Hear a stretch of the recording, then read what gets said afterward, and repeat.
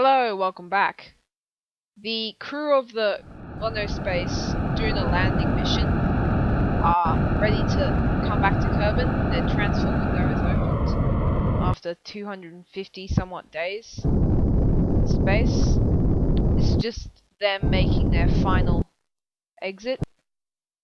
I've brought in the craft much closer to the surface so that we can take full effect of the Oberth effect. Now, pause for a minute to take in Duna. It is quite a beautiful planet, in my opinion. See just to the right there, Ike. Nice to send a little probe there or something once we've got better infrastructure. And there's the auto saving in the top right, which reminds me of the quick save. I don't want to screw this up. If you look closely, you can actually see we've jettisoned the bottom of the lander because we want to have as little weight as possible. We're not cutting this too fine. We've still got plenty of fuel, but I don't want to take any risks. Now, we're trying to drop our periapsis down as low as we can so that we can skim through the atmosphere. As you can see, just burning retrograde, I'm able to bring it down at 30 million. Now we've completed that, Bob Kerman is going to do his inspection again. Make sure the heat shield's intact, make sure the decoupler has come away cleanly. And it looks as if all systems are go. There is a little bit of damage on the hatch from where the decoupler exploded. However, there is no discernible trace of any damage dealt to the heat shield. So, next thing we need to do is move this transfer ship. Now, I'm just getting this in close like this.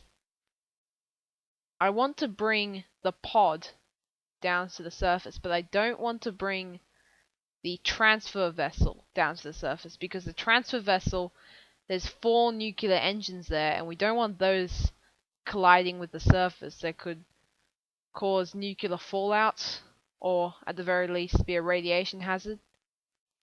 So I'm actually going to modify its orbit so it skips out of the atmosphere. Instead shoots back into space, hopefully never to be seen again. So that's what I'm going to do right now. Dropped off the pod. This has got a probe body on it from when we launched it into space. So we're able to control it from the pod and from mission control. Now, it's time for the pod to enter the atmosphere. This pod's traveling like 7 kilometers per second. It's really, really fast. And of course, as an object hits air going that fast, the air is basically concrete. So it creates quite a lot of pressure, which causes this heating effect. It also created by the friction with the air as it plummets through the atmosphere. So hopefully this will come together all nicely. Oh, hang on. What's going on? Oh, we seem to have lost connection actually.